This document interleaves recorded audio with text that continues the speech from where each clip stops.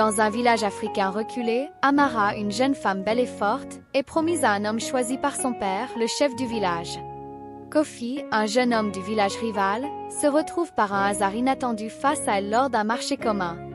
Entre eux naît un amour interdit et passionné, mais leur histoire d'amour se trouve mise à l'épreuve par les conflits ancestraux qui déchirent leur peuple. L'arbre sacré, le baobab, devient le témoin de leur amour mais aussi du lourd prix qu'ils devront payer pour suivre leur cœur. Amara, une jeune femme de caractère, intelligente et profondément ancrée dans ses traditions. Fille unique du chef d'un village prospère, Amara porte l'espoir et les attentes de sa famille. Elle rêve de liberté et d'un amour véritable, loin des alliances politiques arrangées. Qualité: courageuse, sage, déterminée. Objectif: trouver un amour véritable et être libre de choisir son destin, malgré les pressions de sa famille. Kofi, un jeune homme plein de vie et d'ambition, Kofi est le fils d'un ancien combattant du village rival. Il a grandi dans un climat de guerre et de résistance. Malgré la haine entre les villages, il croit en la paix et rêve d'une vie sans violence. Qualité: passionné, sensible, loyal. Objectif: lutter pour la paix entre les peuples et vivre son amour avec Amara. Le conflit de l'histoire repose sur l'impossibilité de l'amour entre Amara et Kofi, provenant de villages ennemis. Les traditions imposent des mariages arrangés pour renforcer les alliances politiques, mais Amara et Kofi refusent de suivre cette voie tracée pour eux. Leur amour est un acte de rébellion face aux attentes de leur famille et aux conflits intervillages. Le véritable conflit surgit lorsque Kofi est capturé par les soldats du village d'Amara, et une guerre imminente semble sur le point d'éclater entre les deux peuples. Amara doit choisir entre sauver son amour ou suivre la voie imposée par son père et sa communauté. Sous le baobab, l'arbre sacré, le destin des deux amants se scelle, mais à quel prix? C'était une matinée lumineuse et vibrante au marché, où les villageois se mêlaient dans une ambiance animée. Des étals de tissus multicolores, des paniers en osier, et des pots en terre cuite emplissaient l'air de parfums de nature et de nourriture.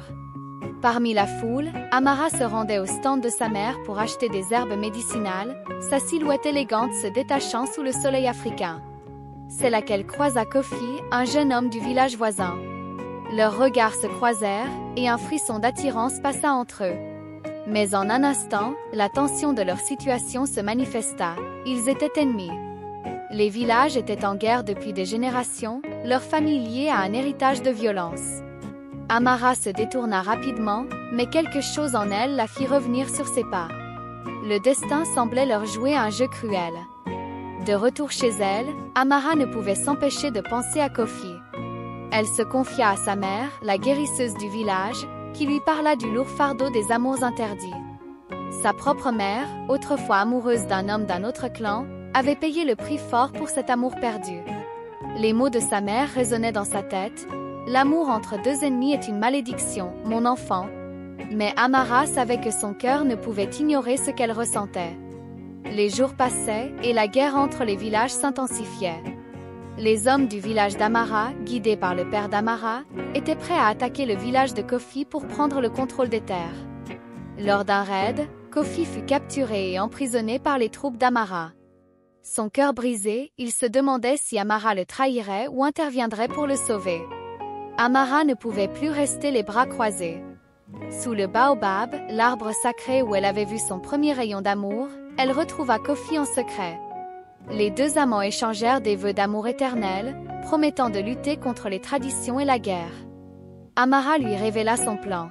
Elle allait le libérer, coûte que coûte, mais leur amour serait à jamais condamné par la haine de leur peuple. La paix qu'ils désiraient semblait impossible. Le moment fatidique arriva lorsque les deux villages se préparèrent à la guerre. Amara, ne pouvant plus supporter le poids du conflit, se rendit au sommet du baobab, le cœur lourd, et fit un acte de sacrifice. Elle révéla publiquement son amour pour Kofi, brisant le tabou et défiant les attentes de son père et de sa communauté. Les villageois furent choqués. Les tensions montèrent, et la guerre semblait inévitable. Mais Amara, avec une force inouïe, prit la parole. La guerre ne changera rien. L'amour que nous avons l'un pour l'autre changera tout. Ces paroles touchèrent le cœur des anciens des deux villages. Finalement, après des négociations tendues, un traité de paix fut signé.